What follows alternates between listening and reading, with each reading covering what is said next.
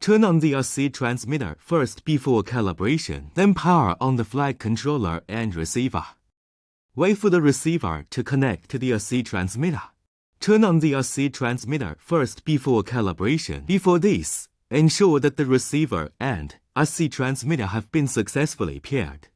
Enter the vehicle menu and click on RC transmitter. Select Mode 2 American or Mode 1 Japanese based on your personal flying habits. The following uses Mode 2 American as an example. Click Calibrate, click Next step. Follow the stick position diagram on the right to move the sticks for calibration. First, push the throttle stick to the top, then pull the throttle stick to the bottom. Your right, your left. Roll right, roll left. Pitch up and down. Finally, return all sticks to center.